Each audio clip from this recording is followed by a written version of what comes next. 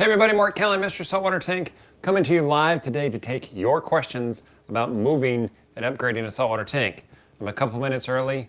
I'm going to let this thing queue up. Those of you that are just joining, jump on in. Of course, share it around, like it as well, give us some love, give me some love. And I'll let you look at the tank for a couple minutes before we get started at 12 Central. All right, enjoy the tank. I'll be back.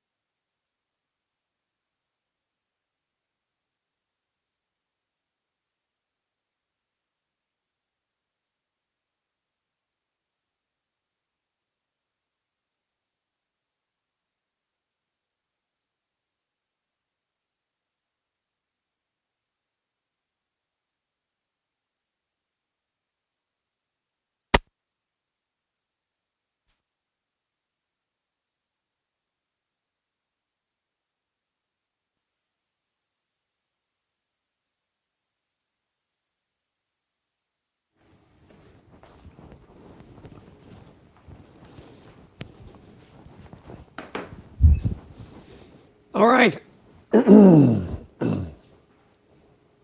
back. This is the show that's really all about you guys and girls. This is question and answer about moving and upgrading saltwater tank. So some of you are thinking about moving a saltwater tank, or you secretly want another saltwater tank because when you're moving a tank, that's the best time to upgrade it. You're in the right place. I'm going to take your questions. Drawn years, I don't know how many tanks I've moved over the years of moving and upgrading tanks. And by the way, I'm not moving, I'm not upgrading this tank. I'm not going anywhere for, I figure, at least 10 years. Some of you are like, oh, what? It's about time for you to move again. Like, no, I'm not. I did that every year for 3 years. I'm over it. I'm done. I'm staying put. So again, this is a question and answer session. If you have questions, fire away in the comments. I will jump in and answer people's questions as they come on in. So thanks everyone for joining us on this Friday afternoon before those of us in the United States, maybe the biggest weekend in sporting history for Americans, which is the Super Bowl. Everyone outside the United States might be like, what the heck? It's a football game. Yeah, well, okay. Anyway, all right, first question here. Jared wants to know, do I still have the blue spot? Yeah, Mulligan is still here. He actually is here. We're going to try to do this thing again because I'm not very good at it, so I should practice. See, there, right? I can see him. Yeah, he's right here. He's got a little hut right there. He actually has two of them. He's got one here. Other way. And then he's got one right there. So he bounces back and forth between this one and then he... Error. This is so much harder than it looks. I have to do this backwards and in 3 dimensions. And you just can't get there. You're like, please, right there. Got it. He also has a home there, Jared. Yep, I still got him. Still enjoying that guy. He's a lot of fun hanging out between his two houses. If you have a blue spot, don't be surprised if he decides he wants to move around. I found they build 2 to 3 homes for themselves and then bounce between them because, hey, if you got multiple residences, why not frequent them all? Wouldn't know, just have one place, but hey, I heard it's cool. Hey, look, it's Ed from Jersey. Ed, you moved and upgraded your saltwater tank soon. I think you were talking about it. Let's hear about that. Again, this is questions. Jump in with your questions about moving and upgrading a tank. I'm here to answer those things. Why we have people queuing up here, and we're queuing up questions. Cheers. Let's talk about my experiences with moving a saltwater tank. Now, we just did a video series on saltwateraquarium.com's YouTube channel, and for those of you on Facebook, we put the videos up there as well about moving and upgrading a saltwater tank. I've done it several times for myself and for clients. And look, overall, tearing down a saltwater tank, moving it is not the most joyous process in the world, especially when you have a grown-in reef. And it's like years and years of work that you literally destroy, take apart in hours. But look, as I said in the video series, when you're moving a saltwater tank, this is the best time to upgrade. Really, the only reason to move a saltwater tank is to upgrade it. Get a bigger tank. No one ever said, my saltwater tank is too big. I wish I had a smaller one. No, doesn't happen. Now, the other piece of this is if you're upgrading, make it worth your time. Go from a 90 to a 180. Like, there's nothing wrong with a 120, but going from a 90 to a 120 is like, why did we just go through all this effort? If you're gonna upgrade, like really upgrade. Go from a 90 to a 180 or a 30 to a 90. The point is, make a big enough jump, because here's another thing that I've learned about building saltwater tanks for people. Within 3 months, 6 months max, people look at it and go, it just doesn't seem that big anymore. Maybe I should have gone bigger. So if you can go bigger, do it, and do it by a big enough jump. Now, Jared wants to know, hang on, Ed said he's gonna build a new tank and sell the old one. All right, Ed, fantastic. I expect you to have at least a 500-gallon tank. You've got room in the apartment. I know, I've been there. Awesome call. Jared wants to know, do you keep the sand from the old tank or invest in new sand when moving? I always, every single time, put in new sand, and here's why. You will be surprised, even if you vacuum your sand, how much junk, detritus, who knows what else, comes out of your sand. So if you keep the sand and then you move it into the new tank, it's going to get stirred up to some extent. That junk that's in there can get released, and then you put in these stuff in your new tank. This may cause high nutrients for some amount of time. No one knows how long. So you're all excited about this new saltwater tank that you just built, and then you're dealing with nutrient problems. So sand is not that expensive. I highly recommend starting over with fresh sand. Now, some people are going to say, well, what about all the good stuff in the sand? There's some truth to that. You're going to lose all the biodiversity that's in there, but I'm okay with you taking a little bit of your old sand and putting it in the new tank. You don't have to absolutely throw it all away, but look, I'm not going to save like half of the old and mix it with new. I might save a couple cups of the old, maybe rinse it in some fresh salt water and put it in the new tank. So that will help get some biodiversity going in your sand bed, but it's not worth it to me. It's not worth the risk to try to keep the old sand. Now, what about if you're like moving the tank over 3 feet? Maybe I would do it in that regard. That's a different situation, but really like moving a tank, unless it's small, you don't want to take everything out of it. Like you're not going to have a 90-gallon tank, drain it down till there's this much water left, and then like jerk it across the room trying to move the thing. Tanks aren't designed for that. not a good idea. So Jared, I always recommend, as I said in the video series, get new sand. All right, here we go. Thanks everyone for the question. Thanks if you're just joining us. Thanks for jumping in. Juan wants to know, would I suggest acclimating all the livestock or move them directly to the new tank where half of the water from the old tank is transferred to the new one? All right, so here's the thing. Juan, when I'm setting up a new saltwater tank, I'm going to use this time to do certain things with my livestock. One, if I have rare fish and coral, especially the coral side, I'm going to frag that out and put frags in someone else's tank as a backup. If I have rare fish, I'm going to keep them out of the tank and not put them in immediately. This is also a really good time when you're upgrading your tank or moving it to get rid of fish that you don't want, that you can't catch. When you drain the ocean, you drain your tank, it's really easy to catch fish, even those damselfish that are impossible to catch otherwise. So get the fish, old fish that you don't want out, rehome them, and then I don't like to rush my tank moves. I don't like to rush my tank builds.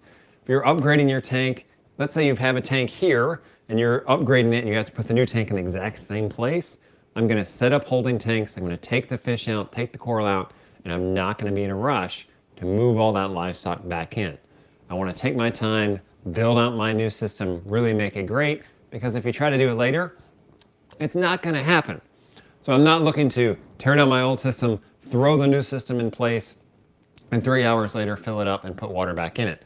I'm totally okay with starting the new system from scratch, maybe moving a little bit of water, a little bit of rock over from the old one, but overall giving this new tank new legs and then holding out my livestock and then metering them in. Because you're getting a different tank, you may want new livestock. You may have to put in certain fish before you put some of the old ones back in. When you've got holding tanks and everything's comfortable, you don't have to rush to try to do this, because the last thing you want to do in a tank move is rush things. Great question there. Good luck with that move one. All right, Christy, hey, look, have you seen a reoccurrence of ick when moving? Great question, Christy. One thing that will happen nearly every single time when you move your tank is your tank's going to get upset at you. What does that look like? A couple different things. You may have high nutrients all of a sudden. Coral is likely going to bleach or maybe recede, like or LPS. Fish may get ick. Why? Because ick might have been hanging around in your tank. Like there's plenty of documented cases of ick being in a tank and you don't necessarily see it because the fish carry it, but you don't see it on them, like a cold sore. It's there when things get stressed, then it pops up and rears its ugly head. When you move your tank, this isn't necessarily the easiest time on the fish. You have to catch them, take them out. You're tearing apart their home. Now you're hopefully building them a new home, so it's worth it, but they may then get stressed and this ick jumps out. So if you have ick in your tank, this can be a way to see it pop up. And then if you have everything in holding tanks, you may say, look, I'm starting fresh with this new system. I'm going to go ahead and treat these fish for ick because now they're out of my display tank because there's no proven reef-safe methods for treating ick. So it's an opportunity for you as well, Christy. If you see it, you may go, hey, look, they're out of here. I know I have it. Let's treat these guys and try to do my best to eradicate it from the tank. Good question. Just remember, Christy, your tank's probably going to get upset at some level. One thing I said in the video series, which I can't stress this enough because I've seen so many people make this mistake and it kills me every time they do. Take your prized corals, put them in another tank. If it's a big LPS thing that you can't frag down, put it in your buddy's tank, your local fish store if you trust them. Have someone hold on to it in a very stable system. If you have a big SPS colony, spread some frags around. Again, take it to your local fish store, put it in their display tank, let them grow it out. Give it to some of your buddies, frag out your colony, so then if you lose your mother, then you can go back and grab frags and put it in your system. I do this every time I move a tank. If I have a prize coral, I'm giving my SPS frags to my buddies. I can go back to their tank and grab them. I actually need to go down to Colombia and visit Bob. Hey Bob, if you're watching, and grab some of the corals that were in my 450, then now I need to come back and get in my 1,000 gallon tank. All right. Everyone wants to know about the new build. Yes, I know. All right, PJ says, I'm getting ready to upgrade from a 75 to 180. Fantastic, PJ. Love that upgrade size. 180. Okay, here's the thing about a 180, PJ, and everyone else watching. A 180 is a great, small, big tank. Now, there's different dimensions of 180, but I really like the standard 180 size, which is 6 feet by 2 feet by 2 feet. Getting that length is very important. Your fish will act, especially tangs, will act much different in a 6-foot tank than a 5-foot, especially a 4-foot.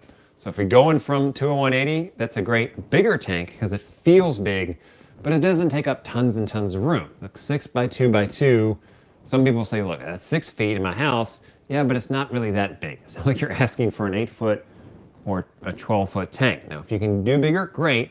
But if you're looking for a bigger tank that's not too huge, 180 fits the bill. Okay, and with that rant, PJ wants to know, he's getting ready to go from a 75 to a 180. Can I use the tank water and fresh salt water to make up the rest, or should I use live bacteria to be safe? All right, PJ, if you want to use some of your old tank water to put in the new system, do it. Now, I don't know if you're using the same rocks. As I said earlier in the stream, I don't like using the same sand. But if you're using some of the same rocks, that's where most of that bacteria that's going to populate your tank is going to come in. Nitrophine bacteria is terrestrial. It wants to cling to things. It doesn't want to float around in your water column. So when you're moving and upgrading your tank, if you want to use some of that salt water, PJ, go for it. Your old salt water. I also like bombing the tank with bacteria, like the Dr. Tim's one and only. You can't overdose the stuff. So if you bomb the tank with a hit of nitrophine bacteria, it's not going to hurt anything, and it's certainly going to help things as well. Good question. Congrats on that 75 to 180 upgrade. That is a nice size. Enjoy the new system. All right, Marshall wants to know, does seeding your dry rock prevent algae in the long run, or does it really not matter? Great question, Marshall. I love that one. Here's something that certain clients swear by. Other clients start all dry like I do, or haven't had an issue. If you have time to seed your dry rock, do it. If you have time to condition it, look, absolutely do it. This is another reason when I talk about moving and upgrading a saltwater tank, I say take your time. If you know you're going to upgrade your tank in a couple months and you want to get some dry rock, you could put it in your existing system. You can do that too. One thing that I like to do with certain types of dry rock, especially that reef saver type of rock, what I will do with that is I will put it in a vat and put RODI water on it, and then every 2 to 3 days, throw the RODI water away. Here's a hint, it's really great for watering your lawn or your shrubs, and then put in new RODI water. Why am I doing that? Because I'm wanting to pull those phosphates and other stuff that may be trapped in that rock out. Now, I don't do this with real reef stuff, but I do like doing it back in the day when I used to use the reef saver stuff. So I'll run it through a couple of rounds, probably like 2 weeks of changing that RODI water every couple of days. Then once I see the phosphates come down in that water, then I can go ahead and put salt water on it and you can start seeding the rock that way. Here's one thing about seeding rock though. I don't like the idea of just putting it in a vat, keeping the water warm, keeping the circulation going, and leaving it. I like to put lights on it. Why? Because part of the biodiversification that I want in my tank is photosynthetic. So get that light on there. You don't have to crank it with like Radions or Neptune skies, but put some kind of light on there so you have some photosynthetic stuff that starts growing, some biofilms, things that you want on that rock. It'll only make it look more natural quicker. Great question, Marshall. Good luck with the upgrade. All right. Let's see here. We got more people joining us. S underscore wants to know, what's the best way to add a bubble tip anemone in an already established aquarium?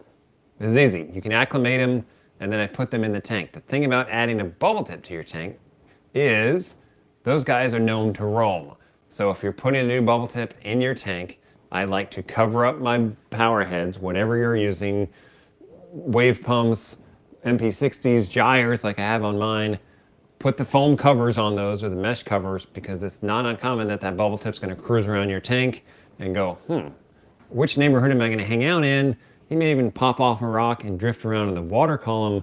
You don't want them getting shredded in your power heads. So make sure you cover those things up and give that anemone a really good chance of thriving in your tank. Because look, it's not fun to have loss in your tank. It's certainly not fun to see crispy fish, and watching an anemone shred, coming in the morning and finding it shredded in your power head, that's sad, as well as it can be a major issue with your tank. It can die and then cause nutrient problems. So cover up those power heads when you're moving it. Now, back to moving and upgrading a saltwater tank. What do you do if you have a bunch of anemones? You don't want to put them in your tank right away. Put them in a holding tank. They'll likely be very, very happy. A little bit of flow, light, and let them go. I found that sea anemones are quite happy in what we might call dirtier water. So you don't have to super filter that water.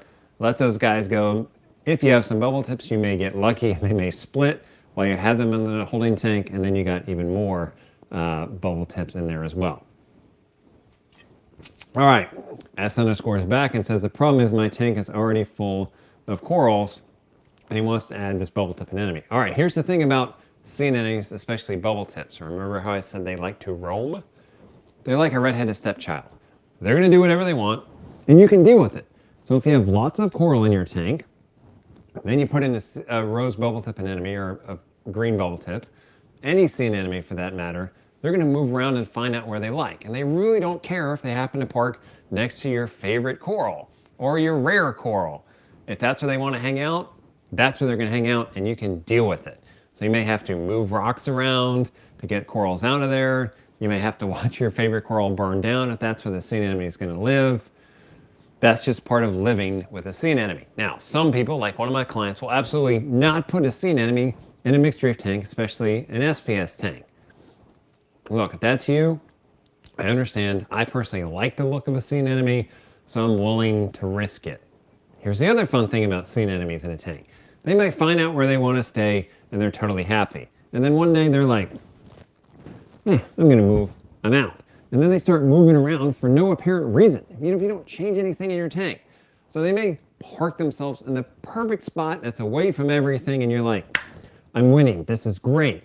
And then one day, don't be surprised if you come in, and for no apparent reason, it moves. Then you get to deal with it and hope that it doesn't move somewhere that's going to damage other corals.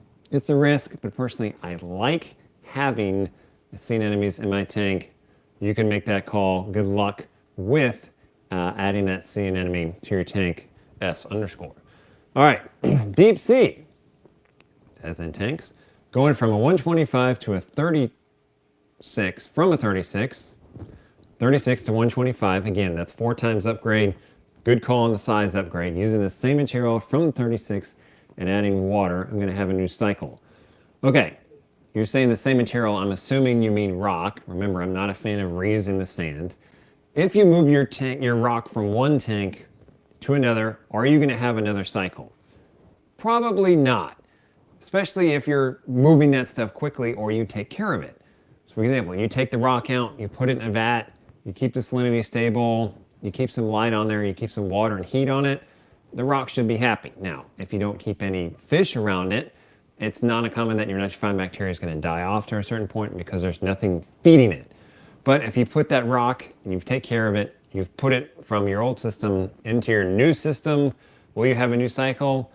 You might, probably not. I would still hit that tank with a hit of nitrifying bacteria because it's not going to hurt anything. Again, like the Dr. Tim's one and only nitrifying, you can't overdose this stuff. So put the old rock into your new tank if you want to use it. Hit it with some nitrobacteria just to be safe.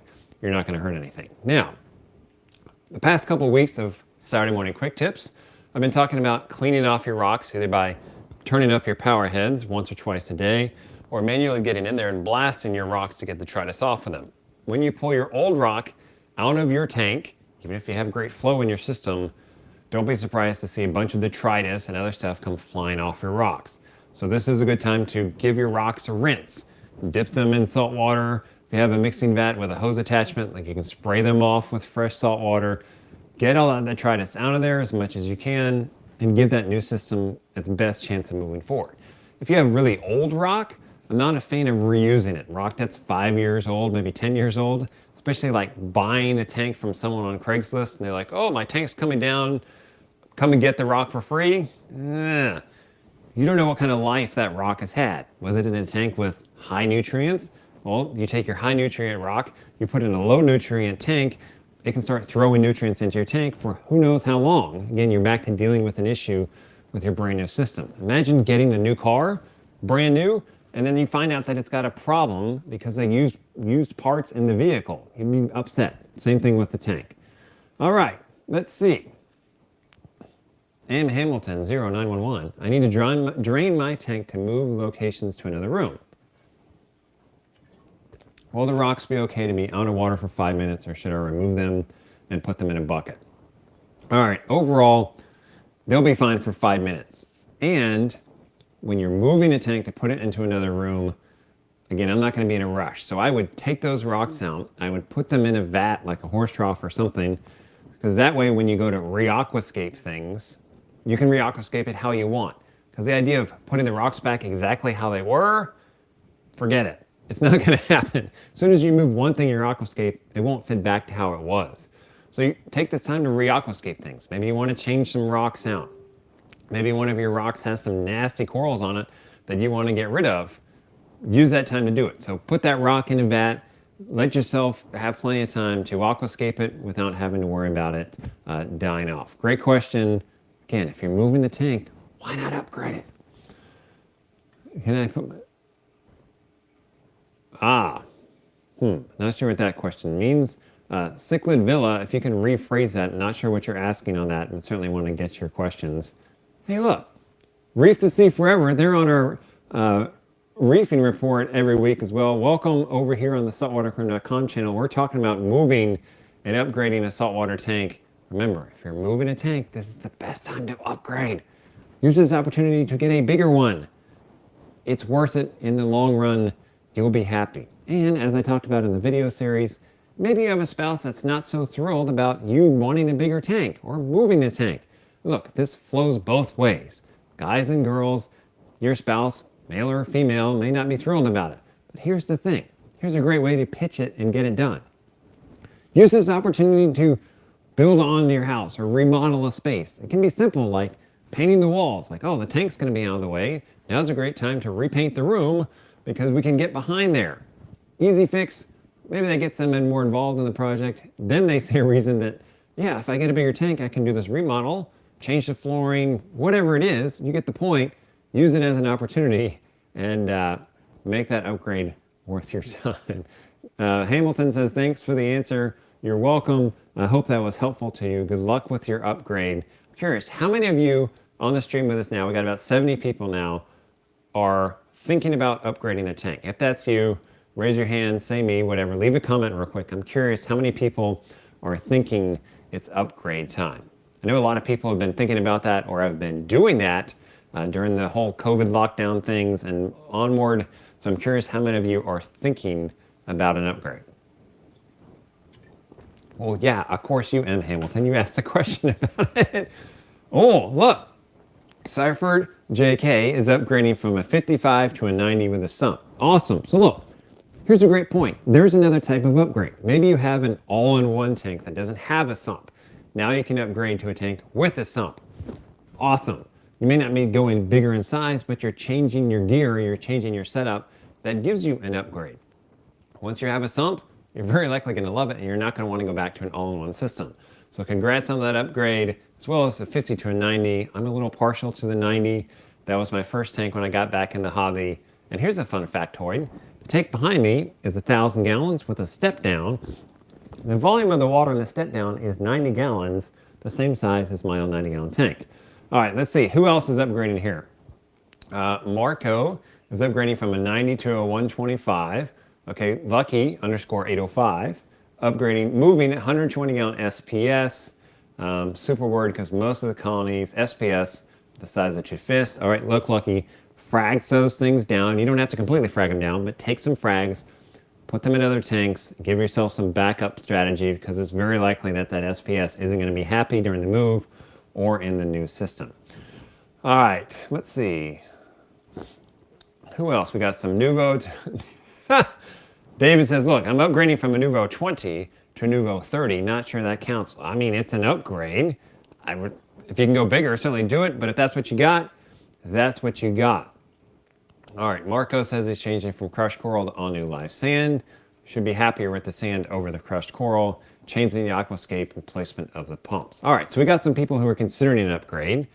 If you're not, here's the thing. We just did a video series on it on the saltwateraquarium.com Facebook page and the YouTube channel. If you're thinking about it and you're intimidated by it, watch the video series. I lay it out for you then. Aquaball says, my cat won't live with my fish tanks. One almost went in the tank last night and the other tank's covered. Otherwise, it would have been a disaster. You know, if you get rid of some cats, you could have more fish tanks just throwing it out there, and then they wouldn't get in. All right, here we go. Joe with a long distance move question. Joe says, what's the advice to move a 45 gallon 1,100 miles? Yes, I know, reef to sea forever. Cats are crazy. I get it. All right, Joe, again, moving a 45 gallon 1,100 miles. Here's the thing. Hopefully you're doing that drive over 2 days because as I said in the video series, you don't want to be rushed. You don't want to have to make that drive all in one night or all in one day. That's a haul. I've done 950 miles in a day. 1,100 is a haul. It's going to take you longer than you expect to make the move. Now, hopefully you're not tearing down your tank, boxing everything up, putting it in buckets, and then driving 1,100 miles. That's a horrible thought of that. But look, a couple things of advice for you, Joe. One, have a stop planned along the way. Now, yeah, you're going to stay in a hotel, but I would also look at it like, can I stay somewhere that's in a city, that's a bigger city? And then look to see if there's a reef club in that city. Get on there and say, hey, I'm going to be coming through town on this date. Just want to know if anyone out there would be willing to be kind of a backup plan in case I get stuck or something goes wrong. That way you can call that person and they can help you out. Give yourself a backup there. Also, I know how much fish and coral you're moving. You don't want to overload the buckets or the coolers that they're in. So don't put 4 tangs in a 5-gallon bucket and then try to move them, even with an aeration stone or whatever. The other thing I'm going to do is when I'm stopping overnight, I'm going to stop and I'm going to bring everything inside. I'm going to put heaters in it. I'm going to put air bubblers in it. I'm also going to have extra salt water mixed up with me. If you need to do a water change, you're going to want to have the option to do it. You don't want to have to mix up salt water out of a hotel sink. Not much fun. Have some mixed up salt water ready to go. Even if it's 5 or 10 gallons, it's about giving yourself options. Having that salt water is a great thing, as well as having some RODI water. If you need to mix salt, you can, but maybe you need to top off a tank for whatever reason. Again, it's about creating options for yourself, Joe. If you can leave some livestock behind so that it can be shipped in, or maybe you're driving back a couple times, do that. I mean, ideally, if you're making the move a couple times, you can leave all the livestock behind, move the tank, the rocks. That way, look, if you have to leave rocks in a bucket for a couple days with a heater and a circulation, that's going to fare way better than having to leave fish and coral in there. Maybe your car breaks down along the way. You're going to be happy that all you have to deal with is live rock as opposed to live stock. Good luck with the move, Joe. I hope you have help with that. I certainly wouldn't want to do that alone. And please don't fall asleep at the wheel. We need you on other live streams. All right, Deep Sea wants to know, would I suggest sand over crushed coral? Very likely, yes. If you have a reef tank, yes. Where would I put in crushed coral? Maybe in a fish-only tank, but probably not. Crushed coral is how we used to do it. The thing about crushed coral is there's lots of spaces between the pieces of rubble. Think about a bag of or a bowl of popcorn. You've got all that empty space in between. That's going to be a really good place for detritus to get stuck and build up and cause nutrient problems over time. Now, some people will say, well, look, you can vacuum that. You can, but you're never going to get it all out, and now you're creating more maintenance for yourself. That's not that much fun to do, and if it's not that much fun to do, you're very likely not going to do it. So definitely like sand. Here's a tip on sand. You don't want to get a very, very small sand like sugar sand, because then it's just going to blow all over your tank. I like sand that's about 1.5 to 3 millimeters in size max. You'll be happy with that in the long run. There we go. All right. David said he's succeeding with the 55-gallon tank with a hang-on back.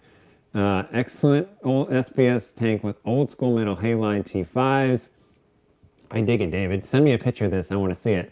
Hate the shallow width. Looking at a Planet Rimless 60 by 24. If you can go wider, you'll be much happier. David, if you can go to a 30 wide over the 24, you'll be a much happier man. Also, if you can go 72 wide, you'll be happier than the 60, especially coming from a 55. Your 55 is probably 4 feet long. You go to a 60, it's probably 5 feet long. It will be 5 feet long because that's 60 inches. It's not that big of a jump. If you can get up to a 72, you're going to be much, much happier. Great question with that, Dave. Again, send me the picture of that setup. I want to see it. Good question. All right, Reef to Sea is back. Here we go. We're going to take one more question after this. So if you have a question about moving or upgrading your saltwater tank, fire away. Reef to Sea wanted to know about the crushed coral question. Doesn't the crushed coral help buffer the water? The tangs like to pick up the crushed coral and eat the algae off of it. Here's the thing. The pH, even if your pH is, quote, low pH, 7.7, it's not going to be dissolving your crushed coral or your sand in large quantities. Maybe there's going to be some amount, but it's very, very small. Certainly not an amount to buffer your tank's water. You got to get down around 7.0 before you really start melting media to really cause any buffering effects in your water. So it's a great marketing term. I remember seeing that on bags that buffers your water. This can be true in discus tanks because those are run down around 7.0 pH, but not in a saltwater tank where our pH is usually up around 8. Great question. All right, let's see. All right, Reef, here we go. Reef to Sea is firing away with the final question for today's live stream. What is a nice size tank for frags? All right. Speaking of from experience on this one, Reef to Sea, overall, I'm not a fan of shallow tanks, but I am with frag tanks, and here's why. It's very easy to get into them to move things around. Now, if part of your frag tank is meant to be an LPS grow out, or you want to grab a big LPS colony, frag it down, and then grow those things out, you're going to want a little more depth. But overall, you should be fine with the 16-inch tall tank max. 12 is pretty common for frag tanks. They're easy to get to. You don't need tons of light, super strong lights either to get down 12 inches of water penetration. If you can go 16, look, you're going to have options then for keeping LPS colonies, maybe tiering up your frag racks so you can have a high light area and a lower light area. I would not go any taller than 16. You're going to be very happy with that. 12 is my minimum. I wouldn't go any shallower than that as well. Great question with the frag rack or the frag tank, Reef. It sounds like you're having success, so you're wanting to add that frag tank. Send me a picture of that frag tank when you get it. Maybe you even have some frags that I want to grab as well. All right, everyone. We're going to wrap it up. We've been on for about 30, 40 minutes now. Remember, thinking about moving your saltwater tank, not a fan of reusing the sand. Make that upgrade worthwhile. Go from a 50 to a 90 or a 90 to a 180. I talked about all these concepts in depth on the saltwateraquarium.com video series on our YouTube channel and over here on Facebook on moving and upgrading a saltwater tank. With that, you guys like to look at the tank. I'll give you a couple minutes to stare at the tank, and then we're going to be out. Thanks for being with us on a Friday afternoon, and we will catch you on the next one.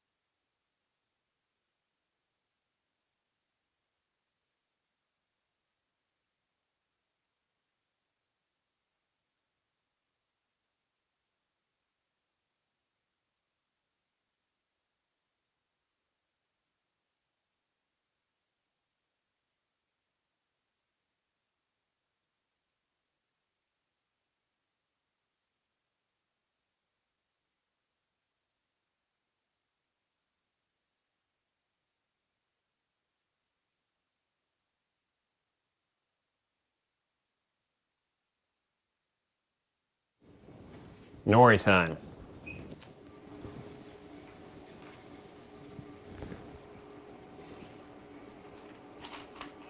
Lunch.